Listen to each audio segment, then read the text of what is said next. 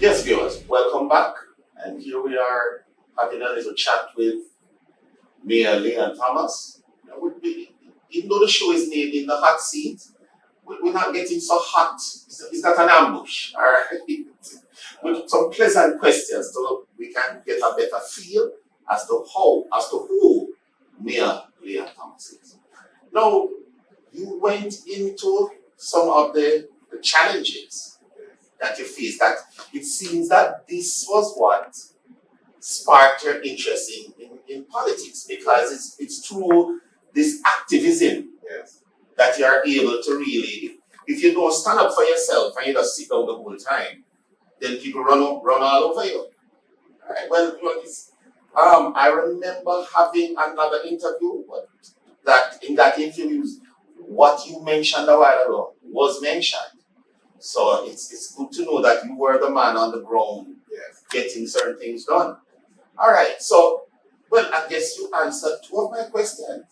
When I was asking when I wanted to ask, my next question really would be, have you experienced any injustice? Wouldn't having to state your claim for these utilities that your community needs to have be an experience of injustice of sorts? Right. Because having experienced living in Portmore before, because I lived in Portmore from 1983, Okay. and I live a few communities in Portmore, and now moving to my own home, I was making certain that all the utilities are there because I know what it is. So we quickly form ourselves into an association and make certain that we lobby the government and the developer along the line of what they put on the development plan. Because oftentimes they put a whole lot of things on the development plan and the resident will benefit from those. So we hold them to the task of everything that was there. Hence The we plan looked pretty, but when the time comes, then it is not here. the shot So change. after doing that, what happened? You have Morris Garrison, Big George, and Matt Oaks, and Trevor Gale, and all those big wigs in Portmore usually have like Citizens Association, and they were lobbying for Portmore because we were having serious traffic problem in Portmore at the time, and short and lack of infrastructures in Portmore. I was about 23 going 24 years old at the time. I was the youngest member of the Portmore Joint Citizens Association at the time. And they actually brought me under their wing and guided me. And I started to visit the joint and things like that. And lobbying wider for Portmore. Then George Lee came in along with Colin Fagan, who was the secretary at the joint at the time. So getting involved at that stage and from a tender age, that what led me to get involved in the whole political thing. But this wasn't me from long time because I usually be a prefect at my school. I usually be a leader from that time, Okay. from primary school to high school. So that type of leadership role Has always been there. always been there. Just know that it's in a much more formal Yes. setting, an elected setting. Well, Alright. In your time as mayor, or when you just became mayor, could you name like about three major projects that you would have participated in or before. made sure happening? No man, since mayorship. Oh. Well, the first one I would like to bring to your attention is the municipal council building right beside the 100-man police. Okay. Right? That is one major one. And then we have started development of sidewalks in the municipality because you know that Portmore was built without sidewalk. And we have done the one on Elster Road, we have done the one at Portmore Park, we have done the one out by Dawkins Drive, and a few more across the municipality, which we intend to continue this drive right across the municipality.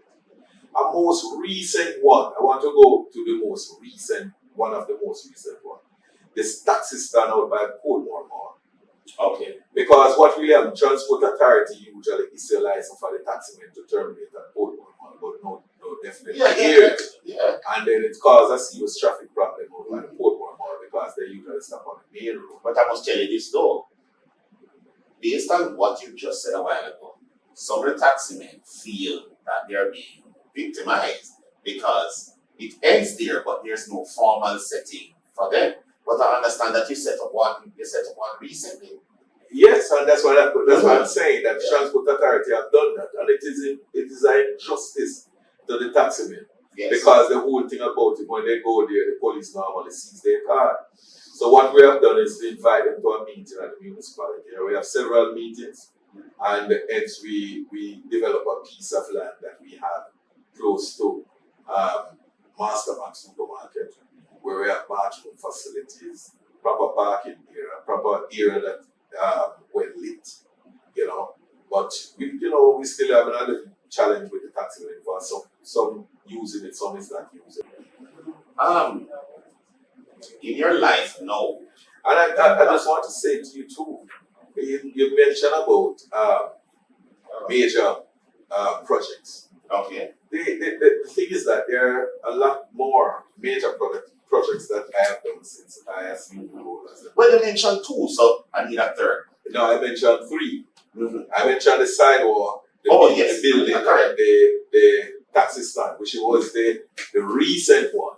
But I want to also say that So the man correct me a while ago, on the ball. the 4-lane that built at Port Tennyson Road from Bayside to Nagway, it did not just come like that. It takes several discussions from Omar Davis, was responsible for our national work agency. We started that discussion from that time, right? And it continued when Mr. Warmington became the minister, right? So it was a long discussion, and that road supposed to stretch it right down to 85 there, because it was supposed to be 2 phases. And we are now in discussion to take it from 85 down to Old Elshot, the corner, to widen the road, including Dawkins Drive, that's supposed to be a 4-lane road. The Municipal Boulevard is supposed to be a 6-lane road, right? Because we want to make certain that we put in the necessary infrastructure. Because I remember clearly when I moved to Portmore and the causeway in the morning time was a serious traffic problem. I get prosecuted twice for body protruding when I have to take the bus to go to Kingston to work. Because at that time, if you don't want to late, you have to hang off on the bus. Mm-hmm. If you don't get a seat in the bus to reach to Kingston. So I have all those experiences. So I'm making certain that we try to now have discussion with central government to make certain that all the roads, our main thoroughfares, are adequate so that we don't have that traffic problem with the municipality going forward.